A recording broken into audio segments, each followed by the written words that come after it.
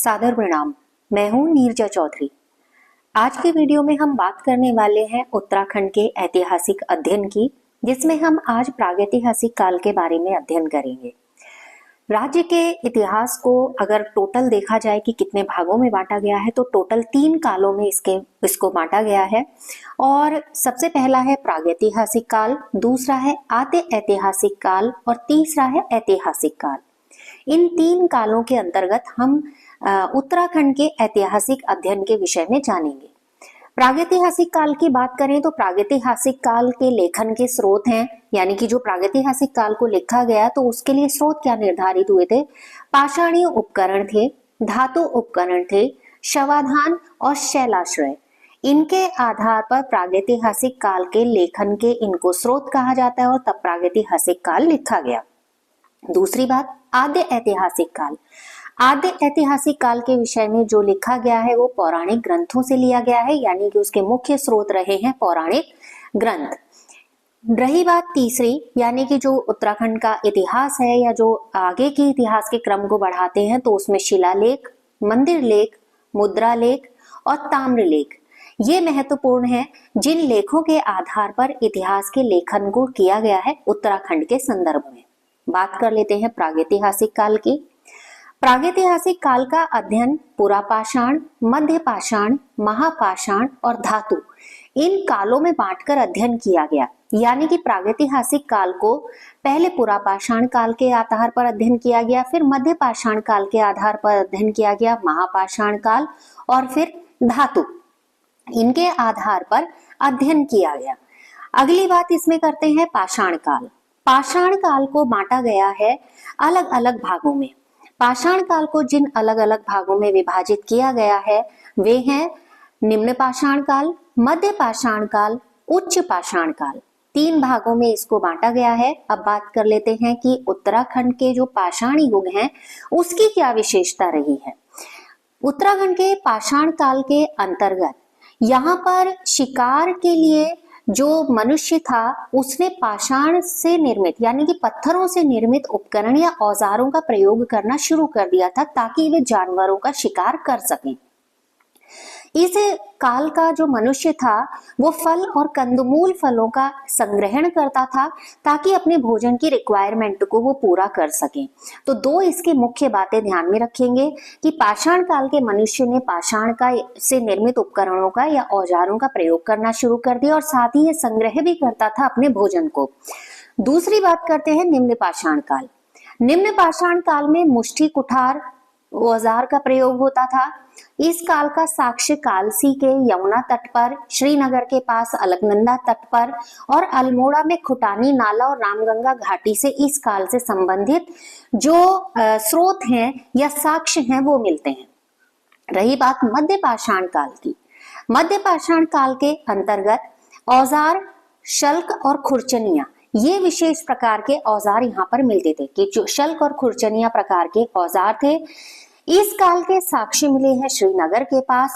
और अब बात करते हैं उच्च पाषाण काल की।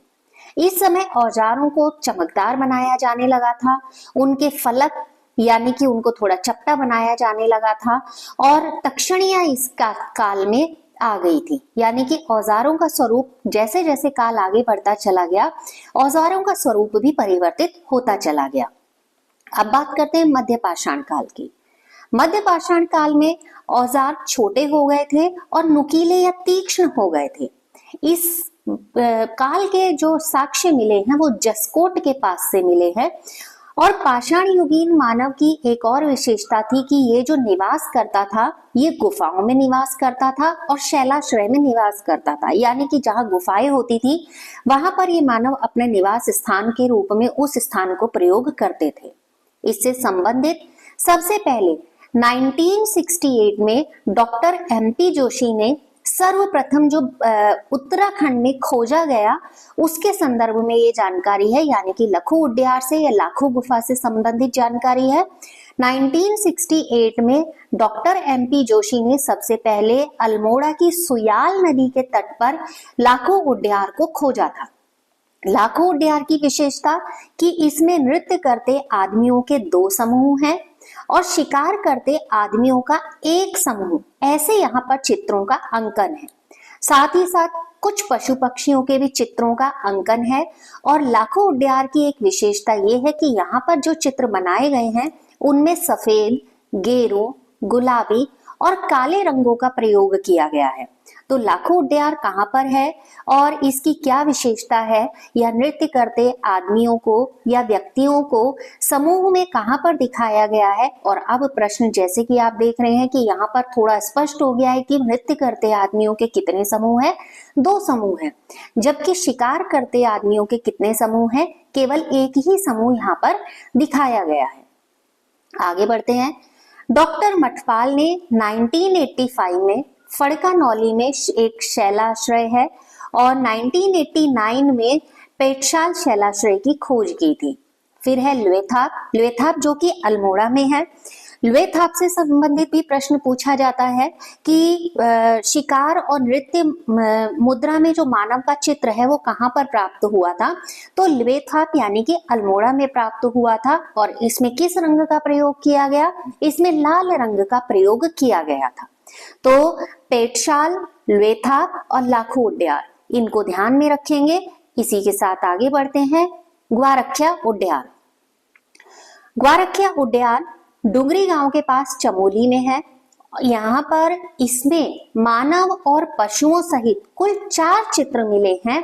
यानी कि प्रश्न पूछा जाता है मानव के पशुओं के साथ चित्र कहाँ पर मिले हैं, तो ग्वारखिया उड्यार में मिले हैं, जो कि डुंगरी गांव चमोली में है। और इन चित्रों में गुलाबी या लाल रंग का प्रयोग किया गया है। अगली बात, चमोली में ही किमनी गांव है। किमनी गांव में सफेद रंग से चित्रित शैलाश्रय मिले हैं। यानी कि किमनी गांव में जो चित्र प्राप्त हुए हैं उनमें सफेद रंगों का प्रयोग किया गया है। उसके आगे पुरौला जो कि उत्तरकाशी में है, शंख लिपि में उत्कीर्ण काले रंग का आलेख मिला है।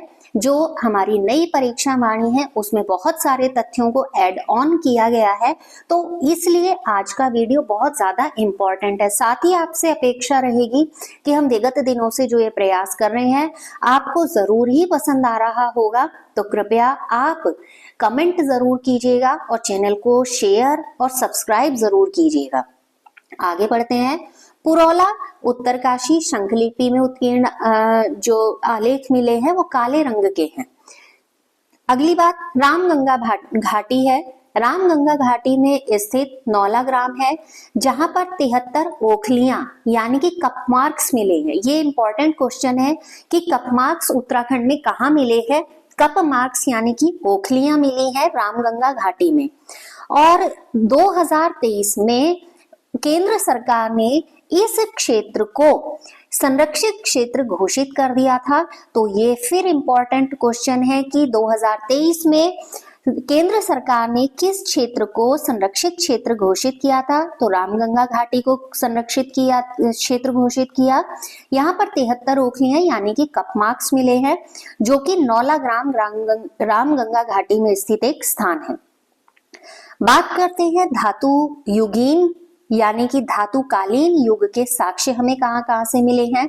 इंपॉर्टेंट क्वेश्चन, बनकोट जो कि पिथौरागढ़ में है, यहाँ से 8 तांबे की मानव आकृतियां मिली हैं।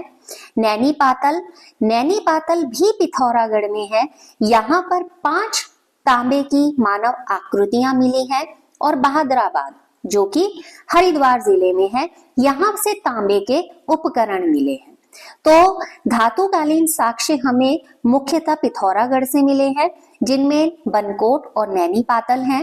बनकोट से 8 तांबे की मानव आकृतियां और जबकि नैनी पातल से 5 मिली हैं। और इधर हरिद्वार में भी तांबे के उपकरण मिले हैं।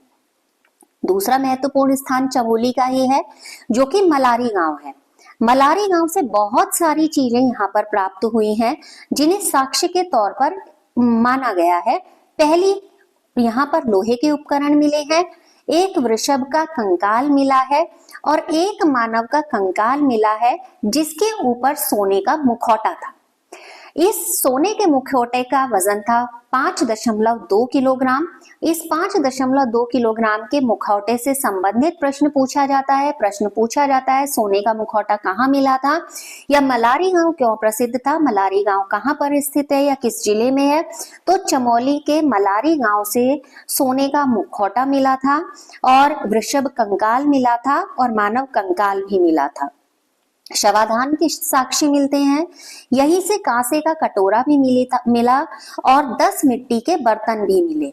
दूसरा इंपॉर्टेंट क्वेश्चन जो इससे संबंधित अभी तक परीक्षाओं में पूछा गया है कि काले चित्रित धूसर मृदभांड यानी कि काले चित्रित धूसर मिट्टी के बर्तन कहाँ पर मिले हैं, और ये जो बर्तन थे वो हत्थे लगे हुए थे इन बर्तनों में। तो ये बर्तन भी मलारी यानी कि चमोली से प्राप्त हुए हैं। प्रागैतिहासिक काल का मानव धीरे धीरे विकास के क्रम में आगे बढ़ रहा था, उसके ज्ञान में वृद्धि हो रही थी, तो धीरे धीरे धातु और आग इनसे भली भांति परिचित हो गया था। तो प्रश्न ये भी है कि जो प्रागैतिहासिक काल का मानव था उसे किन चीजों का ज्ञान हो गया था, धातु का और आग से संबंधित जो परिचय था इसका, आग का प्रयोग करना इसने शुरू कर दिया था। तो फिलहाल आज के वीडियो में इतनी ही बात करते हैं।